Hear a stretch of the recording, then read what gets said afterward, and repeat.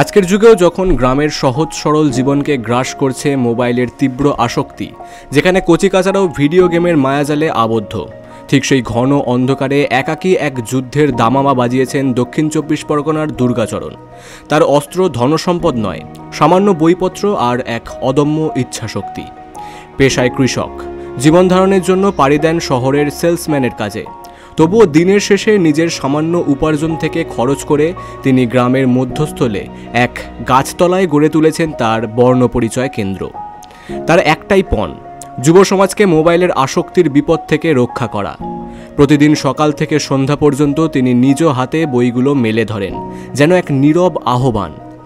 দুর্গাচরণের সহধর্মিণী জানান, অনেকেই তার এই পাগলামিতে বিরূপ মন্তব্য করেন। স্বামীর নিজের খরচে বই কেনার এই নেশা দেখে তিনিও বকাঝকা করেন, কিন্তু তিনি জানেন যদি এখন না করি তবে বাচ্চারা অন্য পথে চলে যাবে। এই সামান্য কুড়ে ঘরে তিনি সামলান ঝড় বৃষ্টির সময় সেই বইগুলোকে। এটি কেবল একটি পাঠশালা নয়, এটি এক বিশ্বাসের আশ্রয়। কেবল শিশুরা নয়, গ্রামের বয়স্ক নারী পুরুষেরাও আজ এখানে ভিড় জমান। একসময় যারা আড্ডাবাজিতে মগ্ন থাকত, তারা আজ ব্ল্যাকবোর্ডের সামনে অক্ষর জ্ঞান শিখছে। বয়স্করা পড়ছেন মহাভারত।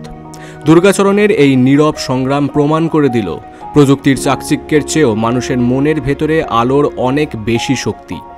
আজ সেই গাছতলা এক নতুন প্রজন্মকে বাঁচানোর পবিত্র সংগ্রামের জয়ী এক মূর্ত প্রতীক।